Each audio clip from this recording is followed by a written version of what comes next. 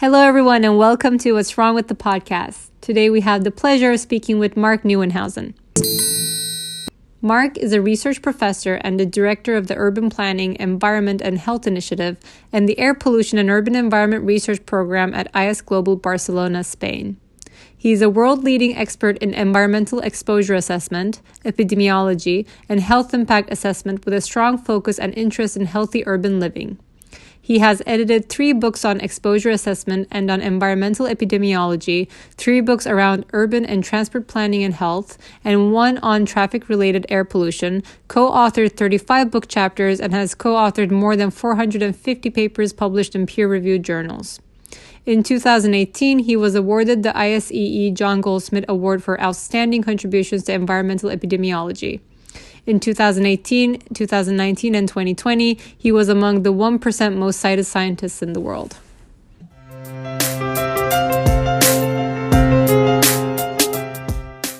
Hello, everyone. Welcome to our podcast. Today, we have the pleasure of speaking with Professor Mark Nieuwenhuijsen. Mark is the Director of Urban Planning and Environmental Health at Barcelona Institute for Global Health in Spain. Mark, welcome. Hello, glad to be here, Dad. Thank you for joining us. Can you please tell us more about yourself?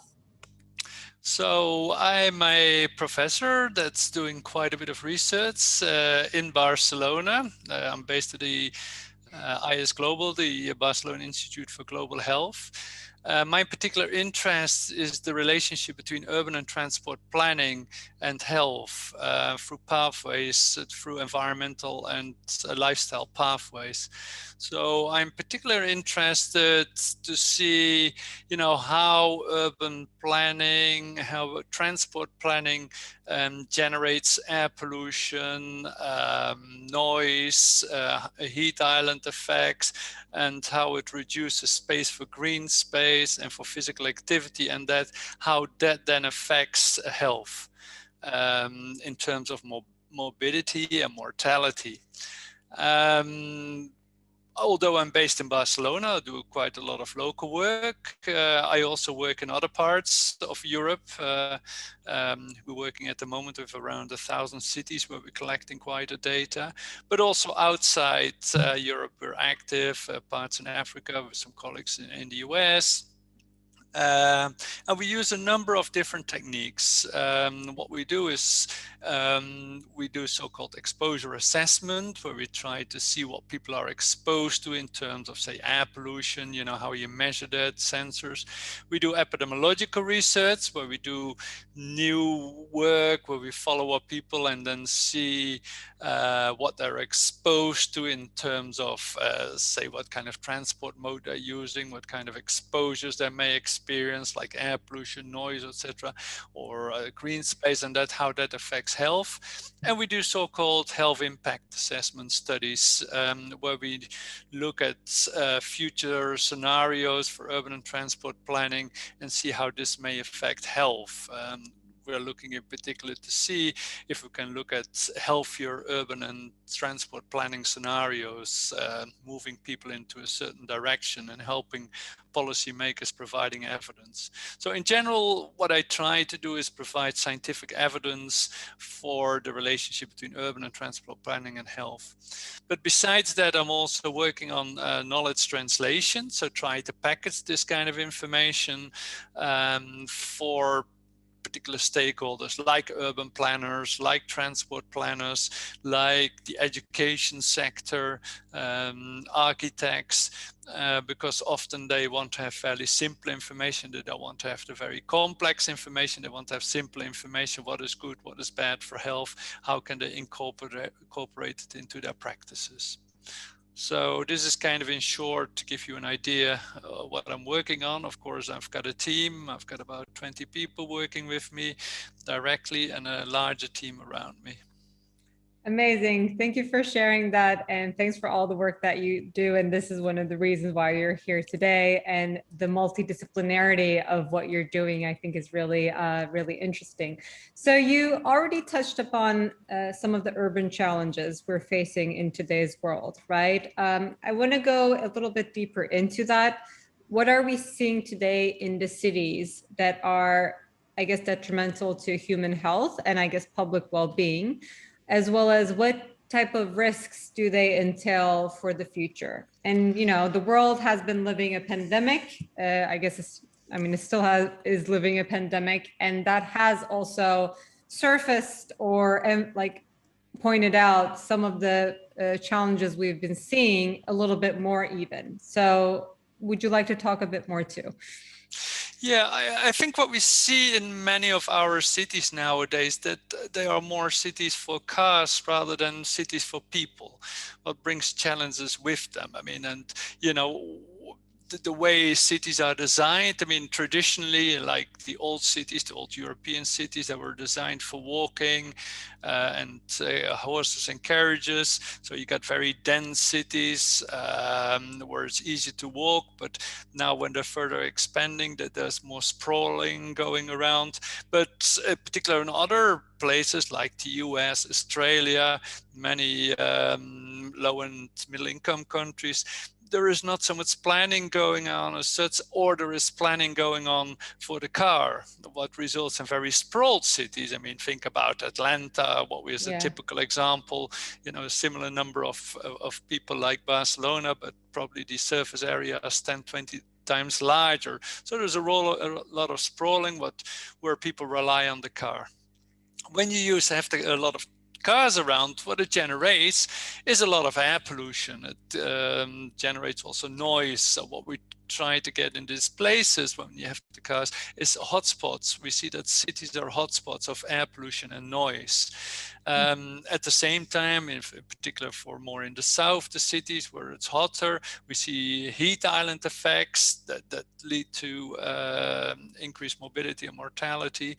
And also because of the use of car, we see less physical activity, and physical activity is very important for people. Then more in the denser cities, what we see also the problem is that there is not enough green space. So, in the countryside, you have a lot of green space. When you go to cities, it goes down quite a lot. And also the lack of green space is not very good for people. So typically what we see in cities is that we see more air pollution, more noise, heat island effects, lack of physical activity, lack of green space. And all of these have been related to increased morbidity and also increased premature mortality. And for example, in a city like Barcelona, we estimate that 20% of increased mortality, premature mortality, is due to suboptimal urban and transport planning through these particular pathways that I mentioned. Wow. And I think, what you mentioned in terms of these heat islands and the air pollution, COVID-19 had interesting silver linings throughout, I think, last year. And at one point we've seen, for example, in Los Angeles, how the air sort of cleared out with the less traffic. And even in New York City, we started to hear animals more in the city. And, technically New York City also is a very walkable city, and it has public transportation, it has a great subway system, but still there are so many cars. And with the pandemic and having to be able to, have to dine outdoors, there has been some planning adjustments in the city where restaurants were allowed to have more extended outdoor seating, which then it means they spilled over to the streets and started to occupy some of the streets. And I have to say, there's a big population in New York City is going, why wasn't this done before? This is amazing. This looks gorgeous. So, of course, there's also a lot of technological advancements and research in the car industry to avoid that, let's say, air pollution, noise pollution, or even the autonomous cars. And you talk about that a little bit in your book, COVID-19 and the City. Do you think, balancing that, having the car industry being environmentally friendly and technologically advanced to the point that it does not have those natural consequences, but then again, we're also not meeting our own personal health requirements when we're stuck in cars. So what do you think about that, like back and forth? Yeah, so I think as what you said, the pandemic and particularly the lockdowns, I mean, they were very interesting to see what's actually possible in cities. I mean, in terms of reduction of air pollution and reduction of noise, you know, here in Barcelona, we saw a reduction of 60-70% of nitrogen dioxide levels in the city. What's incredible. At once you heard the birds singing. I mean, that was what most people picked up. Wow, there are birds in the city. I never heard them before. I mean, that's incredible. So, you know, before we thought that was not possible, and now we know it's actually possible, and that, you know, the traffic contributes to a lot of things that we don't want. Now, the electric car has some advantages, that it reduces local air pollution to some extent. I mean, what you have still is some particulate matter from non-tailpipe emissions, for example. And of course, it also reduces noise, but still it takes up a lot of space that can be used in a much better way. It's incredible, you know, like come back here to Barcelona, where I don't know the numbers, 60% of public space, that is including streets, because our streets are public space, people tend to forget that, is used for cars and other motorized traffic, while it's only 25% of the mode share. So it takes up a lot of space, disproportionate amount of space in terms of how people get around. And, you know, imagine that you don't have the roads, but you have trees in this where the roads are. I mean, cities would look quite different. And it's, you know, in cities where you have lots of street trees, where you have parks, these are generally much nicer cities. I mean, in many ways, I mean, partly because it's extremely important green space for people's mental health. When we are seeing green space, you know, our stress levels goes down, you get improved restoration. So, you know, your mental health is much better, but also in terms of heat island effects, I mean, it reduces the effects of heat islands as well. And it's a very important measure to mitigate as a mitigation measure for the climate crisis. So there are many benefits in terms of that. What we're seeing also with the COVID is that you know, we need to have more public space, because, you know, not to reduce transmission, we need to keep distance. And often, you know, pedestrians, for example, they have the sidewalks, but they are very close together. There's a little bit of space for pedestrians. Then you've got cars next to you that got a lot of space, and it's a crazy situation. So we find, you know, that we need to create more public space for walking and cycling. Unfortunately, many cities have to introduce cycling lanes, and it's an enormous amount. I think they doubled or tripled the length of cycling lanes like we've seen here in Europe. And of course, that's great because people get more physical activity, what's extremely important, and it's good for health. At the same time, what we see for the little green space that is often there in cities, it's being overused because people go to parks. Like, again, I come back to Barcelona. There's so many people on the beach now walking. I mean, it's super busy. We have a park here called Sorolla where normally people didn't go to because it's slightly on the outskirts of the city, and now it's full when you go there over the weekend. It's like what used to be the Ramblas before, people avoiding the Ramblas here, and now they go walking. And that's what we see in many places, that there is actually not enough green or blue space for people to enjoy, and people go there naturally because they know it's good for their brain, it's good for their body. I mean, it relaxes them, it distresses them, and that's why they're doing this. And so what we find out is that we don't have enough this space. So we need to rethink, you know, how we're going to use our public space in the near future or after the pandemic. Who do we allocate the space to which modes of transport, to which people? I mean, and there are also, of course, different groups of people that need different type of green spaces, for example. So there are a lot of challenges, actually, what we have. But what we need to keep in mind is, you know, can it improve health? Can it improve livability? Can it improve sustainability of the cities? Because this is some of our big challenges, I think, what we're having at the moment.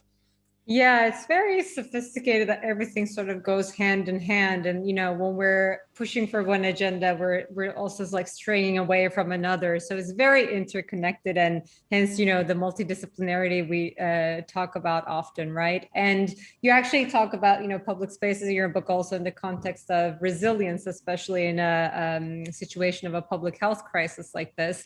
And we explored a few architectural concepts where we, in an urban scape, we call it the less parking, more farming. So how do we start getting rid of parking spaces in cities and instead have urban farming locations? So that is something that we've been exploring and are really passionate about. So, and it's all in line with what you're saying. And I think the interesting thing, with, for example, in COVID-19, we have been observing, as you said, the fact that we need to transport less or not forced to go into the office, let's say, sort of helped the cities to invite nature back in. And yet again, people being in lockdown and moving way less than even when they used to, that sort of not only brought some other maybe physical health issues, but also mental health. And so I guess and that's going back to the push and pull we're talking about, right? So we're seeing something good is happening in the cities, and yet we're still not addressing people's health necessarily, because we don't have a holistic solution yet. So what is your opinion on, the disciplines and multiple parties and professions that sort of need to collaborate in order to be able to address a little bit more holistic solution and approach for both people's health and nature's health? Yeah, I think what we see, we need to look at from a multidisciplinary way. I mean, is that there are many things involved. I mean, because, there are some good things, what you say, but there are also some bad things. I mean, people were working more at home, what you get in a way, less mobility in the city, but people were always also suffering because they couldn't do so much, have poor mental health.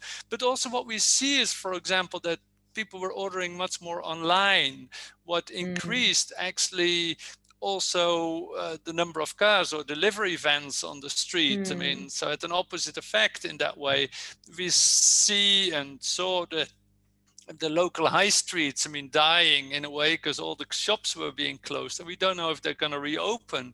Sure. And I think when we look at that, what people enjoy is when they go shopping to a street for shopping or a shopping mall or whatever.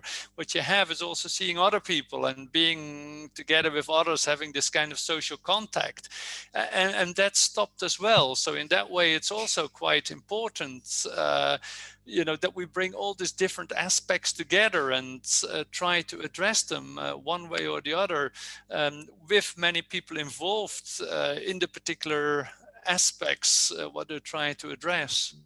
Yeah, so I guess going back to how in your introduction you were talking about let's say working with planning people on public health, but planning also needs to take into account many other different variables to ensure we're looking at all aspects when we're proposing solutions. Yeah, that's right. We're talking about urban planners, transport planners, but then think also, for example, the education sector. I mean, it's very important. I mean, the healthcare sector, what you have. I mean, there's so many different sectors, actually, when you look how it interacts, what's happening. Our cities are quite complex in that way, and you can't do it just from one angle or one perspective. You need to have everything coming together then. Yeah, I think what is and a lot of cities within their policies and I guess their setups are very, very different. But at the same time, there could still be, I guess, scalable methodologies that people can execute that involves multidisciplinary approach in order to be able to come up with solutions that are sustainable for the city. I want to go ahead. Okay. Yeah, no, I think there's some problem though in cities is that they're often silos.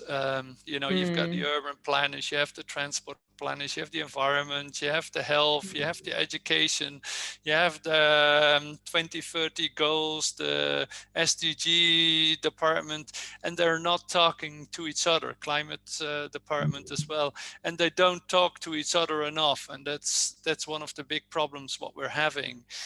In a way, they are all thinking they're responsible for that little part, so they work on their specific aspects, what they need to, their KPIs and whatever, and don't reach out to others. And I think that stops us making progress at times.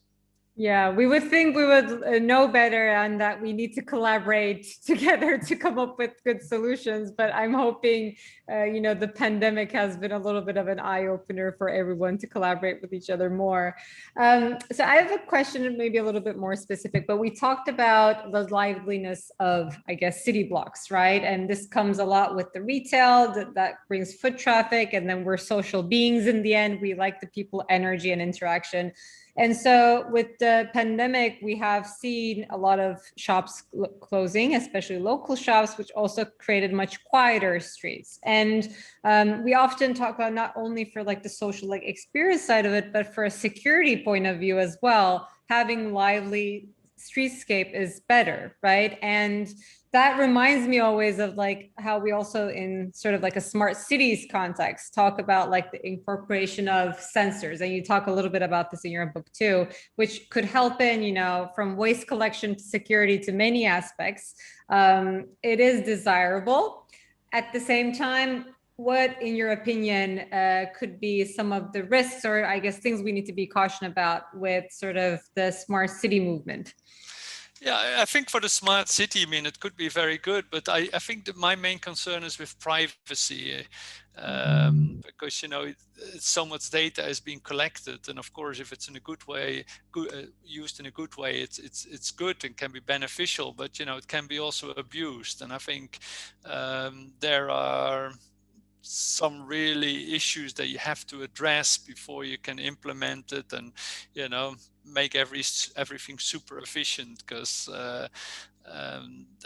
then you need to keep tracking people all the time, and I think that's not what we really want to do. Of course, we're being tracked to a large extent. We have our smartphones and they know exactly where we are, but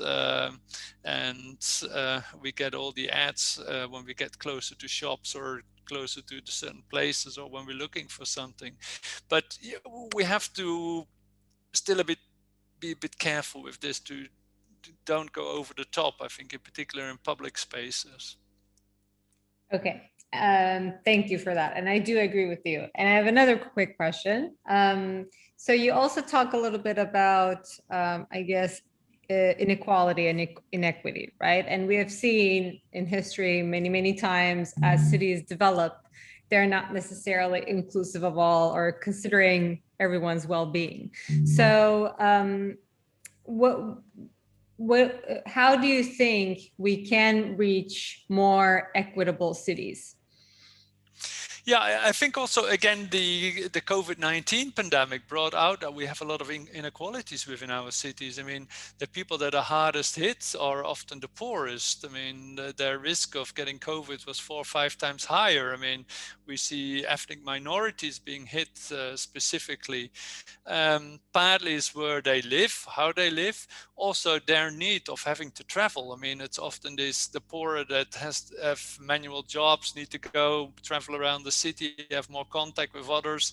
In a way, I'm quite lucky, well educated, relatively well off. I can work at home if I want, or I can go to the office. But we have populations that don't have this same opportunities, I think. And so I think what we need to go back to, or try to change our urban models in a way, make it in such a way that we get more mixing going on. I think in that way, I like the idea of the 50-minute city that's being promoted in Paris, where everyone should be living, living within 50 minutes of the school, of their work, of the shops.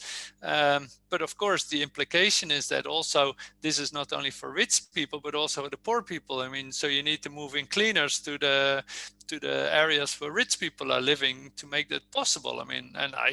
Like here in Barcelona, for example, we have the policy that 30% of housing new housing needs to be social housing.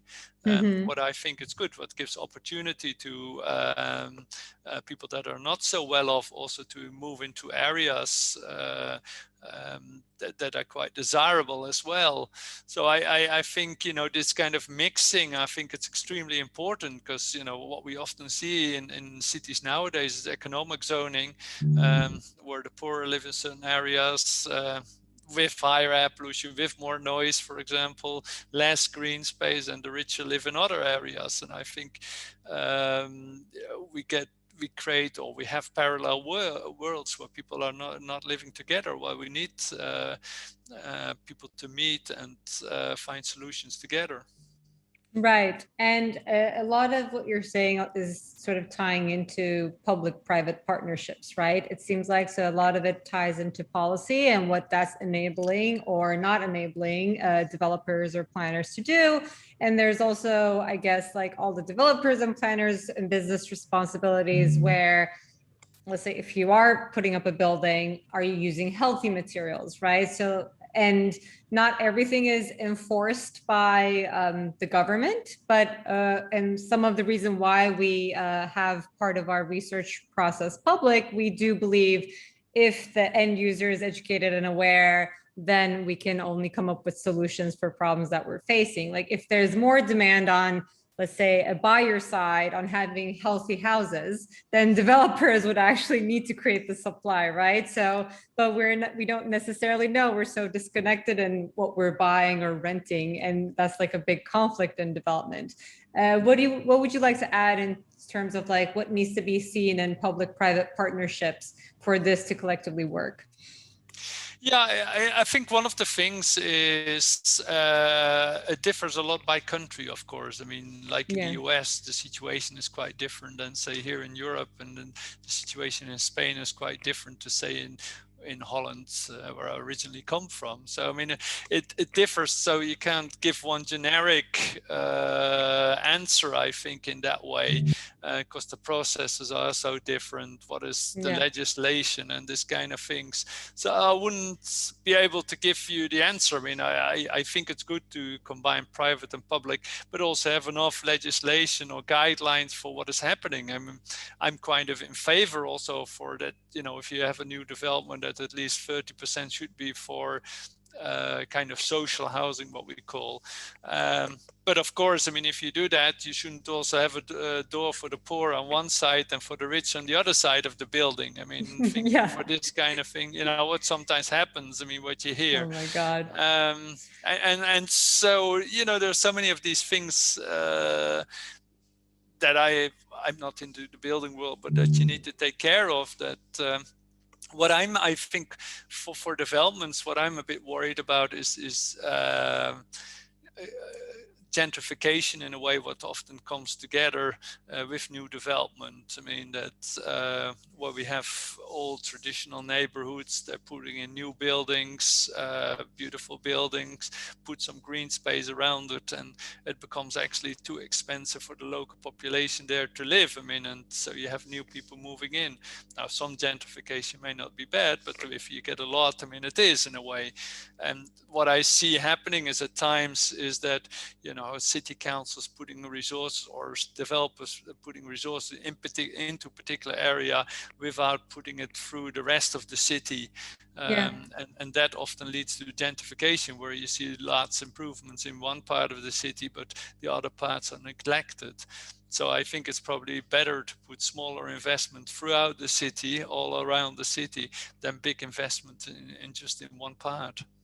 Yeah, and I guess like at least for United States, I feel like that would only come with public partnerships. Like even I think in New York City, we have 20% affordable housing requirements, not everywhere, at some places. And if you do apply it, you get a tax credit. So that's there's an incentive on another end for the developer to be able to provide that. And I think that is required so that we don't necessarily see, I guess in New York City, High Line is a great example. It's a beautiful project, but what happened in the area was major gentrification that sort of turned into, luxury development showcase block. And while it's very attractive for the tourists and people coming to the city, what did that mean to the locals? It is hugely criticized in that sense, but also the entire project got privatized later on, right? So we do see that sort of like we need to maintain the balance, and in order to be able to keep various stakeholders' interests still in place. Otherwise, we're just seeking profits, and we did see that's not sustainable. Yeah, and I think one of the big problems is also for money coming in from outside the city, where richer people buy apartment, the safety boxes in these particular blocks, for example, but are not living there. I think that's one of the big problems that we see. A lot of accommodation being bought up that is actually not being used, and I think that creates a lot of problems. Of course, I mean, with COVID, it's changed a little bit. I don't know what you see in New York, but here in Barcelona, for example, we had many tourists. We had a lot of Airbnb flats, and of course, they are apartments that are not working at the moment. The tourists are not there, so they're going back onto the normal market again and being rented out. So I think that gives a quite different dynamics of the housing market at the moment and the rental market.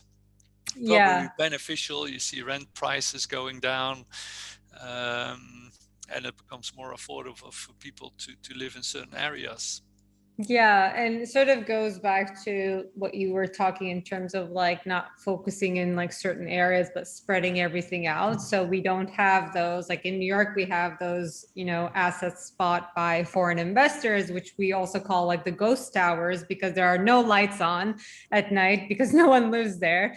And also that ties into, the livelihood of the block and security and all the other things that we talked about.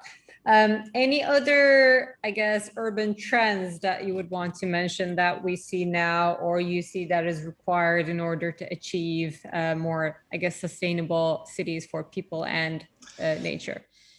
Yeah, so as what I was saying, I mean, I think what we saw before, I mean, I started off with, we seem to have more cities for cars rather than for people. And what we want to have is cities for people. I mean, and I think many cities, I must say, partly because for livability issues, but also for climate crisis, they're moving towards trying to become more sustainable, trying to reduce car use within the city, trying to promote public and active transportation by building cycling lanes, and also introducing more green space in the cities, because it's nice for people, for well-being, for health, and I think you saw that trend,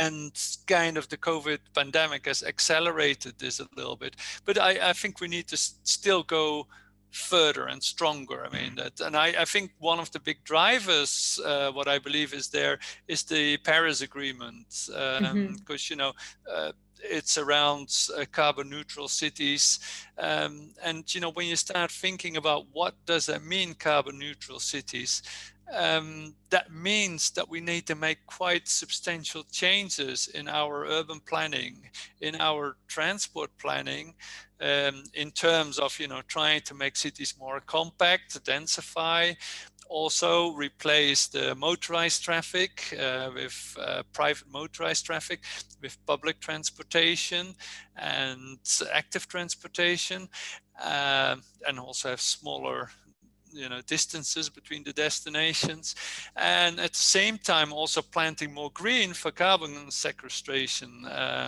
So this kind of making cities more sustainable, trying to reach the targets, the carbon targets, also makes our cities more livable and also healthier.